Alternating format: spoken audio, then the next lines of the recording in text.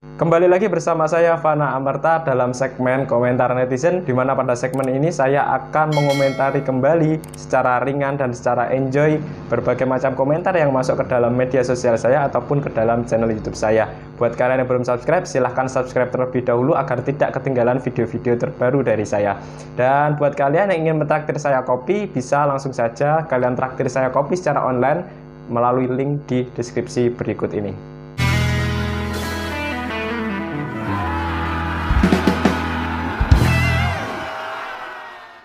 Oke, pada video kali ini saya akan mengomentari sebuah komentar yang berada di video yang komentarnya disampaikan dalam sebuah video gagal itu wajar. Hidup memang butuh banyak kegagalan dan hanya sedikit keberhasilan.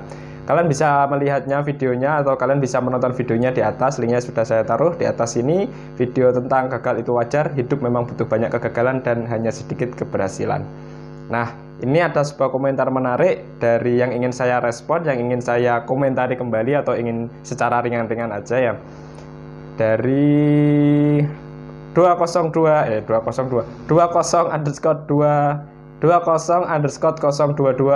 Ilham Dwi Aprian atau Mas Ilham ya. Komentarnya, mantap mas, ditunggu channel ini terus berkembang. Suatu hari nanti channel ini akan jadi channel edukasi semacam Dr. Indrawan Nugroho atau Ferry Irwandi. Tak tunggu mas, mantap lah pokok. Doa yang sangat luar biasa. Amin ya robbal alamin. Ya, saya sering juga nonton video-videonya Ferry Irwandi, Dr. Indrawan Nugroho, saya juga sering.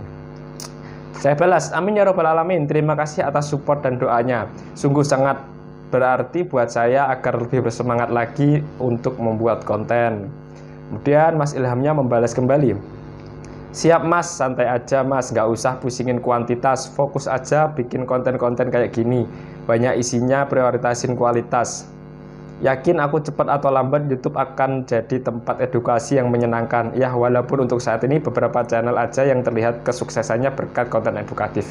Nah ini menurut Mas Ilham berarti YouTube yang berisi konten-konten edukatif itu sangat minim sekali yang sukses gitu.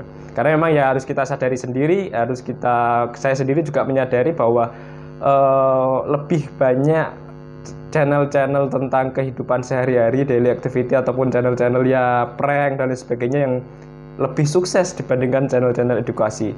Itu saya menyadari tersebut juga. Tapi aku yakin arahnya bakal ke sana kok. Nonton video ini aku berasa kayak baca buku sih. Mantap lah pokok, saran aja mas. Banyakin konten kayak gini, referensi-referensi dari buku yang pernah mas baca, bagi ke channel ini, aku lebih suka itu sih mas. Oke, terima kasih buat Ilham atas komentarnya dan apresiasi yang sangat luar biasa, serta doanya yang saya aminkan. Amin paling serius nih. Tapi di sini saya ingin menyoroti nih sebuah kalimat yang mungkin sedikit tidak setuju, tapi saya tahu maksudnya. Fokus, nggak usah pusingin kuantitas, fokus aja bikin konten-konten kayak gini, banyak isinya, prioritasin kualitas. Nah ini, oke, mungkin aku paham maksudnya Mas Ilham itu adalah banyakin konten-konten yang bermanfaat. Saya lebih setuju seperti itu. Jadi membuat konten-konten yang bermanfaat gitu. Karena kalau kuantitas sama kualitas, nah ini kalau saya sendiri itu membangun kualitas dengan cara kuantitas. Jadi saya membangun sebuah kualitas dengan meningkatkan kuantitas karya saya atau kuantitas video yang saya buat. Kalian mungkin seringkali mendengar juga istilah itu, build kualitas by kuantitas. Nah itu, kualitas by kualitas. Nah itu kan kalian sering mendengar kalimat itu kan, dimana kita itu membangun sebuah kualitas dengan cara meningkatkan kualitas. Ya seperti halnya seperti kehidupan kita sendirilah, tidak usah jauh-jauh. Kehidupan kita sendiri adalah hasil dari perjalanan panjang, hasil dari perjuangan panjang jutaan sel sperma menuju sel ovum kan. Dan hanya satu yang berhasil nyampe sana sehingga lahirlah kehidupan berupa kita. Nah itu suatu contoh di mana di antara jutaan sperma itu yang sampai itu hanya ada satu. Begitu juga dengan konten-konten yang saya buat ataupun karya-karya yang saya buat, tulisan yang saya buat juga seperti itu. Mungkin secara kualitas itu memang jauh bisa dinikmati atau jauh bisa dikatakan sebagai sebuah konten yang berkualitas, karya yang berkualitas. Tapi bagi diri saya sendiri, saya akan tetap menulis, saya akan terus berkarya sebisa mungkin saya konsisten dalam membuat karya melalui video ataupun melalui tulisan dan lain sebagainya. Karena prinsip saya adalah dengan cara meningkatkan kuantitas karya-karya saya, maka kualitas itu akan dapat gitu. Menurut saya seperti itu, karena ada juga sebuah eksperimen sosial yang disampaikan diceritakan di sebuah buku The Art and Fear kalau nggak salah, di mana di sana itu ada sebuah kisah seorang guru keramik, apa ya, kalau guru keramik itu berarti kayak seniman keramik itu atau gimana, saya kurang paham. Ini ya guru keramik, dia membagi kelasnya menjadi dua, kelas pertama dan kelas kedua. Kemudian kelas pertama itu dituntut untuk membuat keramik dengan parameter penilaiannya adalah kuantitas. Jadi dia akan dinilai berdasarkan kuantitas, berdasarkan jumlah keramik yang berhasil dia buat. Jika dia berhasil mencapai katakanlah 50 kg keramik, dia bisa mendapatkan 50 kg keramik, maka nilainya A. Jika mendapatkan 40 kg keramik, dia nilainya B. Itu kelas pertama. Jadi dan seterusnya itu diukur berdasarkan kuantitas, dengan jumlah keramik yang dia hasilkan gitu. Sedangkan kelas kedua itu dia diukur, parameter penilaiannya diukur dari berdasarkan kualitasnya. Jika kamu bisa menghasilkan sebuah keramik yang dengan kualitas yang standarnya sudah ditentukan, dengan kualitas keramik yang oke, maka nilai kamu A. Itu aja. Nah, kelas pertama dan kelas kedua, kemudian mereka disuruh membuat keramik dengan standar penilaian yang berbeda seperti itu, dan hasilnya seperti apa?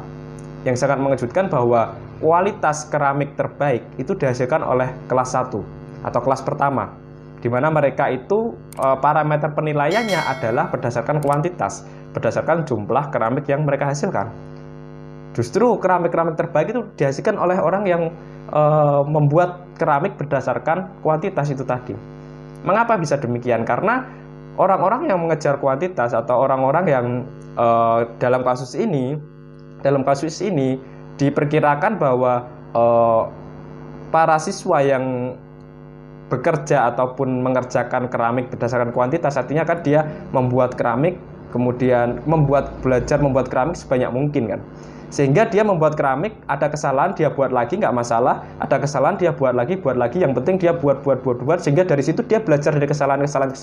Ini kurangnya apa, karena dia membuat berkali-kali, sehingga dia tahu seluk-beluknya tentang keramik itu, dia tahu seluk-beluknya tentang kekurangannya seperti apa, kualitas keramik yang baik seperti apa, karena dia learning by doing. Dia belajar melalui dengan cara membuat itu tadi. Sedangkan kelas kedua itu tadi mereka lebih cenderung banyak berpikir, banyak berteori tentang kesempurnaan, gimana caranya membuat sebuah keramik yang perfect, gimana caranya membuat sebuah keramik yang tanpa cacat dan lain sebagainya, sehingga mereka takut untuk memulai, sehingga mereka tidak segera memulai dan lebih banyak berteori tentang kesempurnaan. Makanya ya endingnya dia lebih sedikit dalam bekerja. Jadi pengalaman dia lebih sedikit. Makanya penting sekali kita membangun kualitas dengan kuantitas.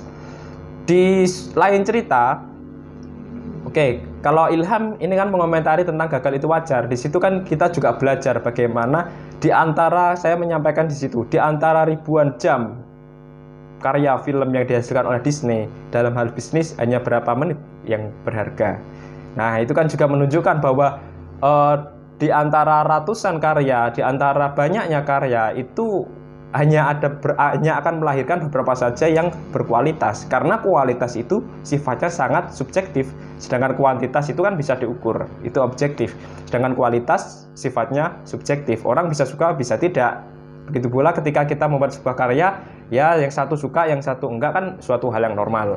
Tapi masing-masing dari mereka yang berkomentar akan mengakui bahwa ini adalah satu karya gitu kan. Jadi makanya kalau kita menuruti kualitas saja ya barangkali kita akan berakhir seperti kelas kedua dari sekolah keramik itu tadi sih. Di sisi lain, misalkan saya juga pernah mendengarkan motivasi dari Bang Terelie, barangkali teman-teman tahu. Dari Bang Terelie itu pernah bercerita. Jadi gini, misalkan saya menyodorkan di dalam nampan, saya memiliki nampan, di atas nampan ada kunyit, ada jahe, ada kencur, kemudian ada tahu, tempe, ayam, merica, ketumbar, gula, garam dan lain sebagainya, bahan-bahan dapur lah, bumbu-bumbu dapur. Di atas nampan ini ada bahan-bahan dapur itu tadi. Kemudian saya sodorkan kepada ayah. Saya minta kepada ayah, ya minta tolong buatkan 20 jenis masakan dari bahan-bahan yang ada di atas. Kira-kira apa yang akan terjadi?